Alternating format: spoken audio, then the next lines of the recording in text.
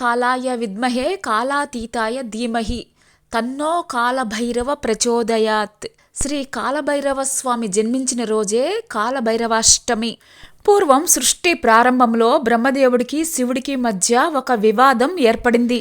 బ్రహ్మదేవుడు మధ్యన ఉన్న తన 5వ శిరస్సుతోటి శివుడిని తోలనాడడం ప్రారంభించాడు.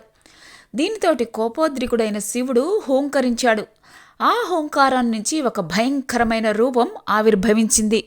మహోన్నత కాయంతోటి 3 నేత్రాలతో త్రిశూలం, గద, ఢమరుకం వంటి వాటిని చేతులలో ధరించిన ఆ భయంకర రూపుడే శ్రీ కాలభైరవుడు. శివుని ఆజ్ఞ మేరకు కాలభైరవుడు బ్రహ్మదేవుడి 5 శిరస్సులలో మధ్యన ఉన్న 5వ శిరస్సును ఖండించాడు. దీనితోటి బ్రహ్మదేవుడి గర్వం అణిగిపోయింది. బ్రహ్మ శిరస్సును ఖండించిన కాలభైరవుడు తనకు చుట్టుకున్న బ్రహ్మహత్య పాతకాన్ని పోగొట్టుకోవడానికి కాశీ చేరుకోగా ఆయన చేతికి ఉన్న బ్రహ్మకపాలం కాశీలో మాయమైంది. అదే బ్రహ్మకపాల తీర్థంగా ప్రసిద్ధి చెందింది. శక్తి సంపన్నుడైన కాలభైరవుడు ఉద్భవించిన రోజుని కాలభైరవ అష్టమిగా జరుపుకుంటాము. ఈ రోజున కాలభైరవుడి అనుగ్రహాన్ని కోరుతూ కాలభైరవ వ్రతాన్ని చేస్తారు. ఆలయాల్లో స్వామికి అభిషేకాలు నిర్వహిస్తారు. కాలభైరవుడు పరమేశ్వరుని అంశ. అందున శివక్రోధం చేత జన్మించాడు. ఇతడు కాలస్వరూపుడు, భయంకరమైన రూపం కలవాడు. 4 చేతులలో శూలం, కపాలం, గద మరియు ఢమరుకాన్ని ధరించి కనిపిస్తాడు. రౌద్ర నేత్రాలు, పదునైన దంతాలు, మండే వెంట్రుకలు ఇవే కాలభైరవ స్వరూపం. కాలభైరవుడు నాగుపాములను ఆభరణాలుగా ధరిస్తాడు. ఈయన వాహనం శునకం.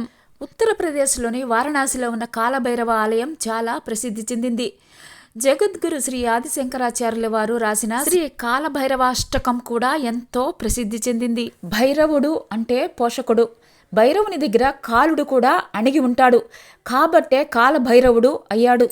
భైరవుణ్ణి శరణు వేడితే మృత్యు భయం తొలగిపోతుంది.